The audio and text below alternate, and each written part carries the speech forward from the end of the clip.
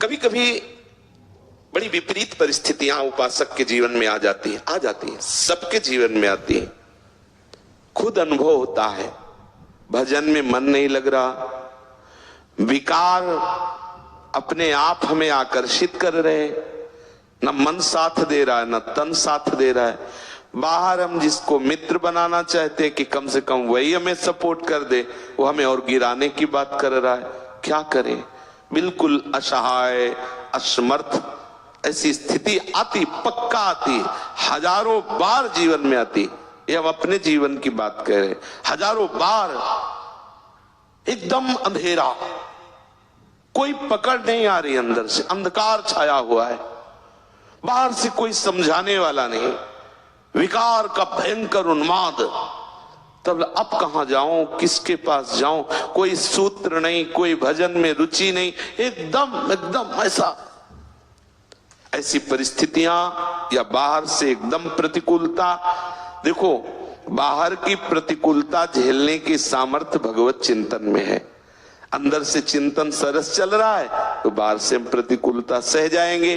पर ऐसी स्थिति जब अंदर अंधकार छा गया, अंदर अंधकार मतलब ऐसा लग ही नहीं रहा कि हम भजन करते हैं, कोई नाम में रुचि नहीं, कोई शास्त्र में रुचि नहीं। वो कुछ क्षण के लिए ऐसी बात आई, न शास्त्र में रुचि, कोई मतलब एक पता नहीं कैसी अंधकार में स्थिति, और बाहर सब प्रतिकूलता, विषयाकर्षण।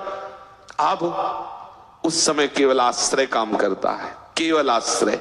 हो सकता है पुकार भी ना हो तो केवल आश्रय, जो आप अंदर से आश्रय लिए हो वो मूर्छा में भी रहता है, मूर्छित अवस्था में भी रहता है, मृत्यु समय भी वो रहता है। इसीलिए आश्रित का निश्चित भगवत प्राप्ति होती है, निश्चित कल्याण होता है, आश्रित का कभी पतन नहीं होता। इसीलिए बार बार सत्संग में रोज कहते हैं कि गोरे चरणारविंद का दृढ़ता पूर्वक आश्रय। जैसे हमारी मृत्यु का समय है, मन बुद्धि चित्त सब मूर्छावस्था को प्राप्त हो गए, कौन भजन कर रहा है? आश्रय उपस्थित है। जीवन भर जिनका आश्रय लिया, उस समय वो भजन के कारण नहीं, आश्रय के कारण हृदय में उपस्थित हो जाते हैं और उसको परम गति की प्राप्ति। आश्रय बहुत बड़ा तत्व है, बहुत बड़ी बात है। भजन और ये सब पीछे पहला आश्रय, बिगड़ी जन्म अनेक की वही सुधरे आज, वही राम को पहले बात आश्रय, और फिर आगे की सब बात। पहला आश्रय, उस समय आश्रय काम करता है। हमने देखा है, कई बार देखा है।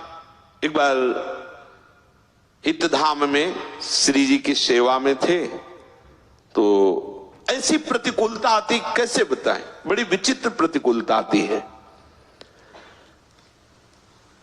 हम जिनके सहारे, उन्हीं से प्रतिकूलता।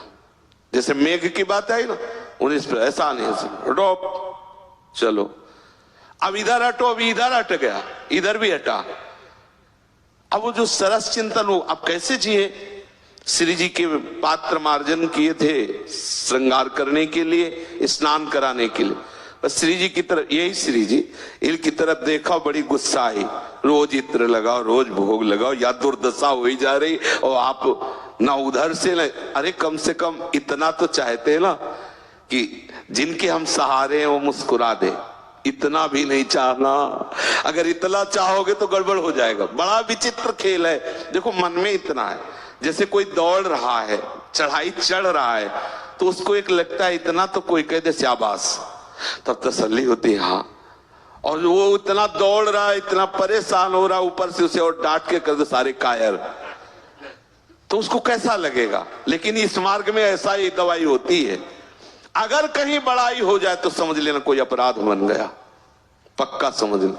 अगर गुरुजन, वैष्णवजन, संतजन तुम्हारी बड़ाई सभा में तुम्हारा सम्मान, तो अंदर से महसूस करो कोई अपराध बन गया, प्रभु किसी अहम वृत्ति का मुझे दंड दे रहे हैं।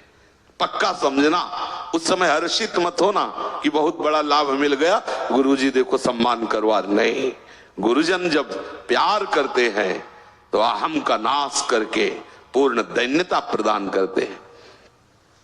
अंधकार छा गया, सेवा को रोक दिया, लेट गए, न भिक्षा मांगेंगे न किसी से बात करेंगे। सब अब उस सेवा प्रवृत्ति फिर उठे, गुस्सा होते हुए श्री जी से।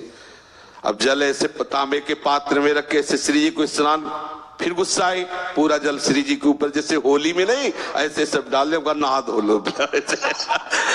उस समय तो मतलब बिल्कुल तन्मयता है, क्योंकि उनके सिवा हमारा कोई है नहीं।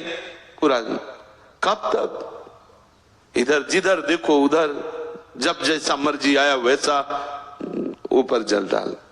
नहीं करेंगे सेवा, न भोजन करेंगे न सेवा करेंगे।